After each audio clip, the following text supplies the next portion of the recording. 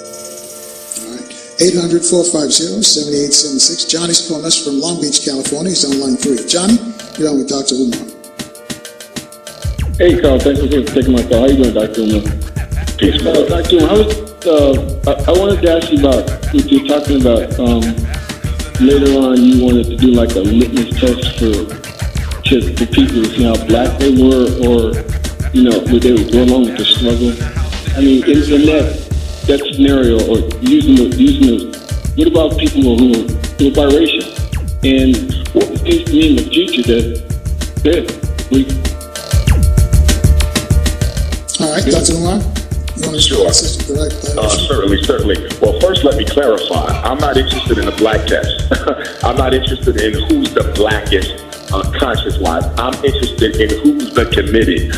In fact, my lecture in Queens next Saturday, the 11th, Queens, New York, I'm going to focus on the difference between black consciousness and black intelligence. Being conscious doesn't mean a whole lot to me. Being intelligent. Intelligence speaks to what are you doing to transform. Consciousness is purely awareness. Consciousness speaks to a church mentality of being aware of something, but intelligence actually speaks to you doing the things that need to be done. So I am willing to organize with black people who are not necessarily conscious, but who are committed to changing our reality. That's the only test I'm interested in. As far as biracial Africans, and I hate using the term biracial because it's not a term that I use. It's not even a scientifically valid term. When a black man lays down with a white woman and has a child, that child is not half white.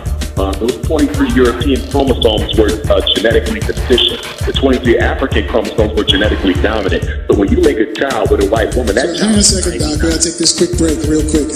You're interested right here. This big show rolls on from 1450 WOL, where information is power.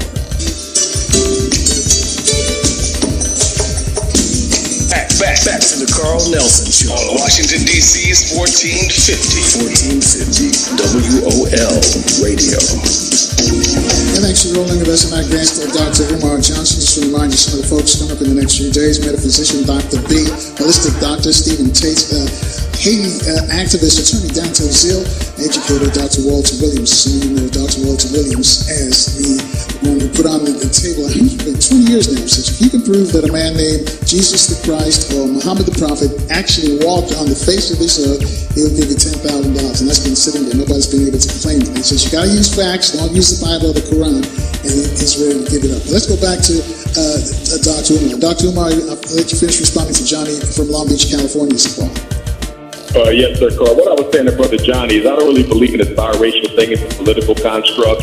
Biologically, when a black person reproduces with someone of another race, our DNA dominates that process. That child is 99.9% African, okay? And for me, a biracial African is still an African. I agree with the Honorable Marcus Garvey and most of the Pan-Africanists before him that we cannot afford to separate ourselves based on European political construct. If a black person has a black mother or a black father, I consider them African. Period, point blank, end of story. If one of your parents is an African, then so are you. But my biracial brothers and sisters are more than welcome to be a part of Team Pan-African. Their children are more than welcome to attend the Frederick Douglass Marcus Garvey Academy when it is open. But I do want to be clear. Although you might be the product of a biracial relationship, you must be committed to not engaging in that same type of behavior when you select your mate. In other words, you might be a biracial man, but your wife better be African. You might be a biracial woman, but your husband better be African. You need to be committed to African people, whether you are biracial or 100% African. I judge all black people by the same ruler, and there's no differences to me. So my biracial brothers and sisters are welcome to organize with me. Johnny?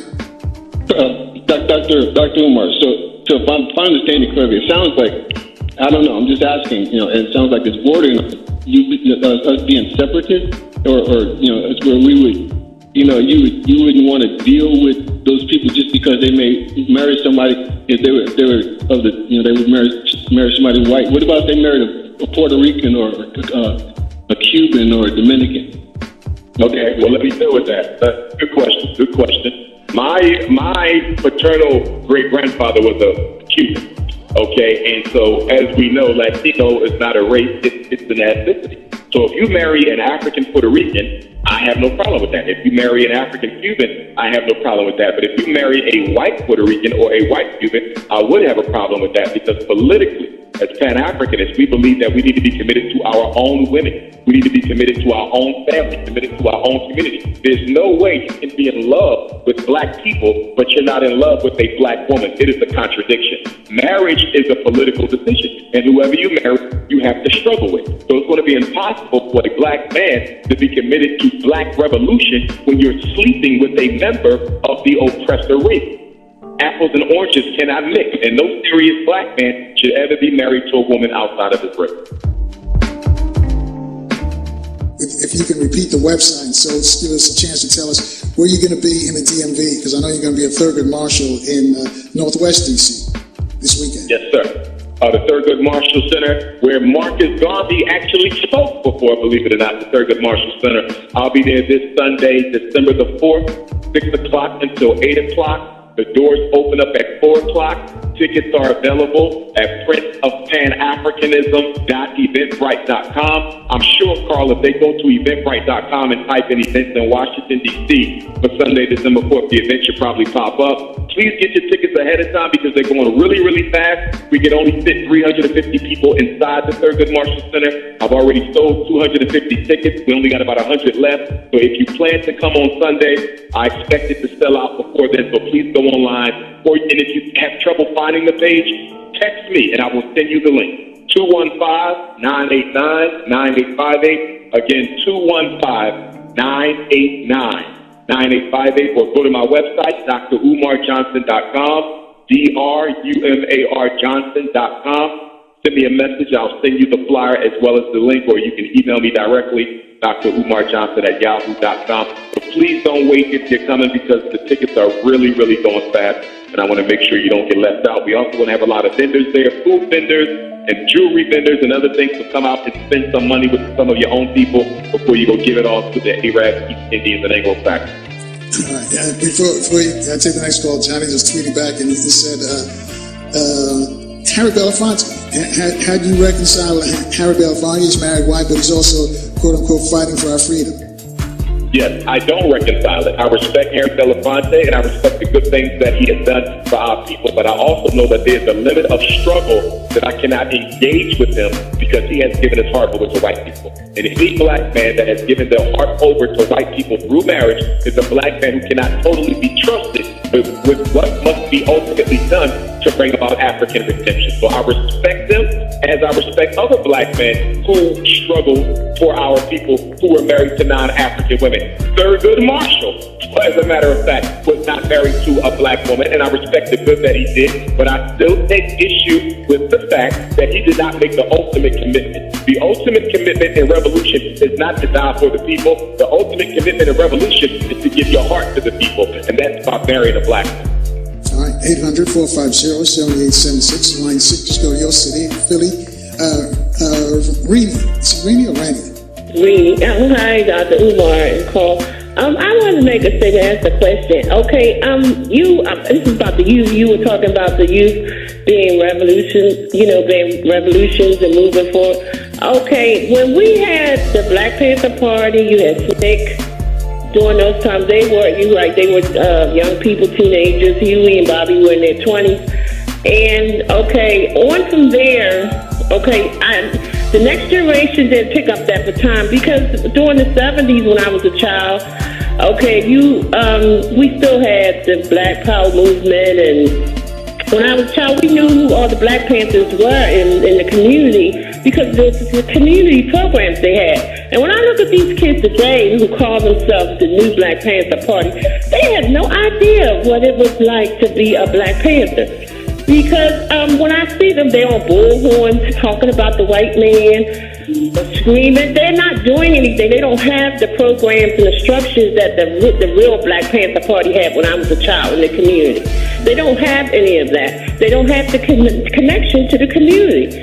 And I'm saying, where did all of that go? Why wasn't that baton, because Smith and all them and the Panthers had set this up for the youth, and it wasn't taken to the next level, because when I was a teenager going into the 80s, it seemed like that spirit had it started to die. All right, let's give me a chance to respond because we're racing the clock right now, Rini. I thank you for your call. Okay. What happened?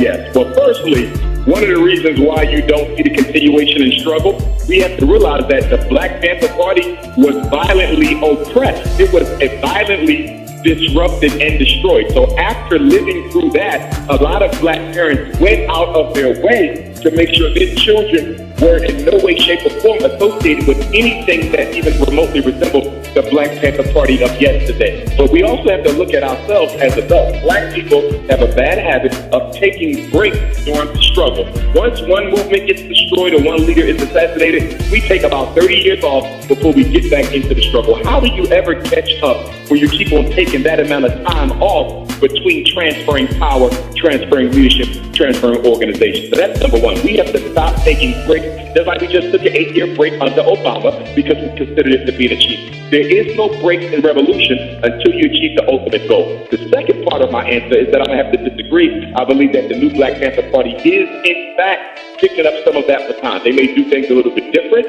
Okay, the principles and foundation might be somewhat different, but I would say the goal is the same, and that is redemption and freedom for Black people. And I can actually speak because I got a lot of good friends who do belong to the new Black Panther Party. My good brother Ali out in Los Angeles, that's one of them. They do security for me a lot. They do security for me in Houston. The Black Panther Party has played a major role in keeping Dr. Umar Johnson safe. So I would have to think different on the second point, but I do agree with her on the first point. We do have to stop taking breaks between struggle and make sure we pass down the baton to the next generation before we retire or pass on. All right, 800-450-7876. Terry's calling us. He's on line 5 from Columbus, Ohio. Terry, your question for Dr. Umar. Dr. Umar, I definitely respect you a lot, listen to a lot of your lectures, but in my case, my wife is not Black, but I love my wife. That's who I fell in love with, but I'm still socially conscious, and I still love our people, and I fight daily for our people. As a matter of fact, my wife is Chinese, and she knows the struggle of Black people, because when she moved over here, she fell in love with the Black culture as far as her job, and she knows our struggle, so that's who I fell in love with. All right, let's give him a chance to respond. Thanks, Terry. And I will be speaking in China for the first time in May. Unbeknownst to me, Carl, it's a very large population of African living in China, not only from America, not only from the African continent, but you even have African Chinese, the children of those who went over there for military service who are now of age, half Chinese, half African, and of course, there is no half, as we know. But I would say this to the brother. I respect you. I respect your wife.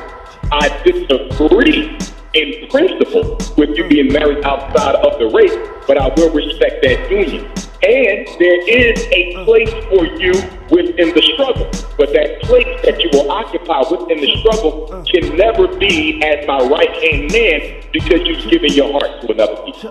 So when I say that I don't agree with it, that doesn't mean you can't help fight for your people. If what you say is true, there is a place for you, but you can never be within the inner circle of the struggle because you have already demonstrated through your behavior that you're willing to commit to another people outside of your own. So although we can still do some things together, we can't do everything together. Doc, we got like 30 seconds, so tell us where you're going to be this weekend in the DMV and how can folks reach you, a website or email address? Thurgood Marshall Center, Sunday, December 4th, 6 until 8. Doors open up at 4. Come out. Get your tickets online. Prince of Pan-Africanism. .eventbrite.com. You spell Africa with a K or text me 215-989-9858. 215-989-9858. DrUmarJohnson.com. Facebook, Dr. Umar Ifatunde. Twitter and Instagram, Dr. Umar Johnson. That's how you can reach out. Can't wait to get back to DC. All right, we'll see you again on the weekend. Thanks, Doc. Folks, as usual, we are always running late. Stay strong, stay positive, stay in the light. See you tomorrow at 4 o'clock right here on 1450 WOL, where information is power.